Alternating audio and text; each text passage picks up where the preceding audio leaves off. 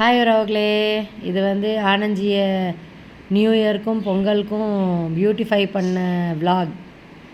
இது வரைக்கும் ஷார்ட்ஸில் தான் போடுவேன் டை அடிக்கிறதெல்லாம். சரி, ஒரு விலாகாக போடுவோம், ஒரு 50 பேர் பார்ப்பாங்கள, அவங்களுக்கு வேண்டி புருஷனை பியூட்டிஃபை பண்ணியிருக்கேன் அப்படின்ட்டு ஹாரிசான்டல் வெர்டிக்கல் ரெண்டுமே கலந்து விலாகு போட்டிருக்கேன். யூடியூப் மாமாவே மயங்கிடணும் இந்த மாதிரி ஒரு எடிட்டை பார்த்து. வர்டிக்கலில் போட்டால் தான் அவர் வியூஸ் கொடுப்பாருன்ட்டு ஜென்ரலாக சொல்லுவாங்க. எங்கே வியூஸ் கொடுக்குறாரு? அவுத்து போட்டு ஆடுறவங்களுக்கும் அடுத்தவங்க புருஷனை ஆட்டையை போட்டவங்களுக்கும் மாதம் மாதம் கல்யாணம் பண்ணுறவங்களுக்கும் தான் இங்கே வாழ்வே. அந்த திறமையெல்லாம் நம்மள்ட்ட இல்லை சாமி. இது இம்போர்ட்டட் டை அவங்களே. ஆனந்திக்கு இம்போர்ட்டட் டை தான் எப்போவுமே போடுவேன். இது முடியெல்லாம் கொட்டாது, முடி ரஃப் ஆகாது, நல்லா சாஃப்டாகவே இருக்கும். மெயினாக இதில் எந்த கெமிக்கலும் இல்லாதனால வாசனையே இருக்காது, சுத்தமாக ஜெல் மாதிரி தான் இருக்கும்.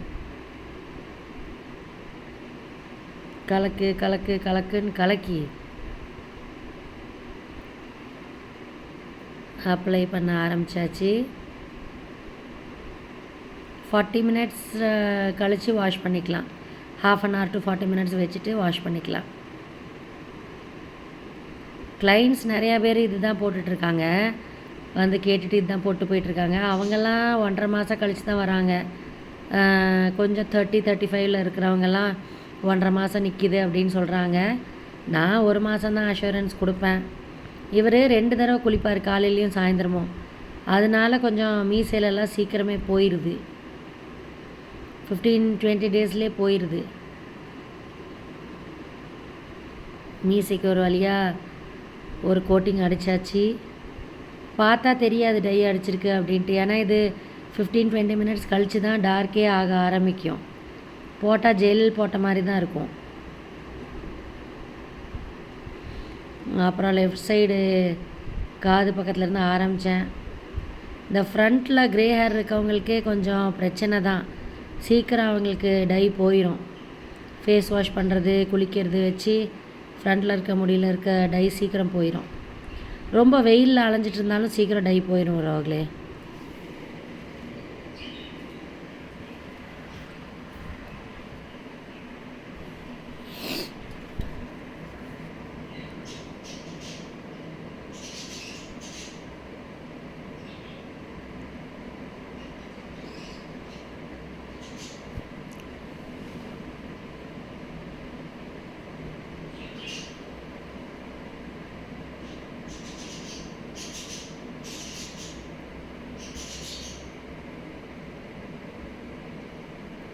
ஆனந்த் மாமாஸ் மைண்ட் வாய்ஸ். டே ஃபேக் ஐடிஸ், இங்கே வருவீங்களாடா ஃபேக் ஐடிஸ்? இது ரெக்கார்ட் பண்ணுற வீடியோடா, இங்கே உங்களால் வர முடியாதுடா ஃபேக் ஐடிஸ். பார்த்தீங்களா, எனக்கு நீங்கள்லாம் யாருன்னு தெரியும் அப்படின்னு உருன்னு உட்காண்ட்ருக்கிறாரு.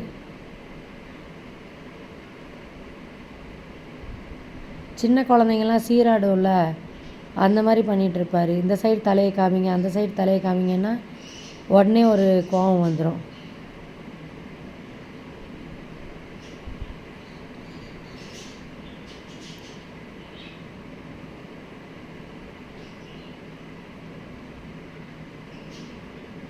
அவரோட சிரிப்பை மலேசியாலே விட்டுட்டு வந்துட்டாருன்னு நினைக்கிறேன், மறந்து.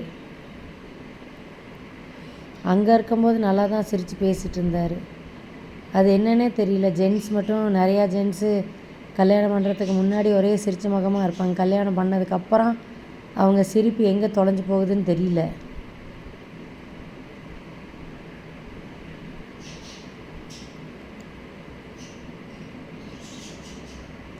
ஒரு வழியாக எல்லா முடிக்கும் போட்டாச்சு.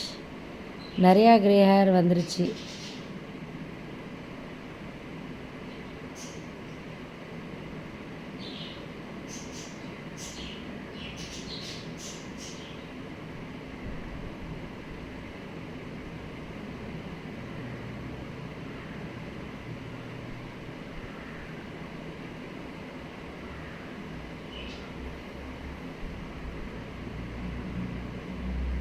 போட்டு முடிச்சாச்சு.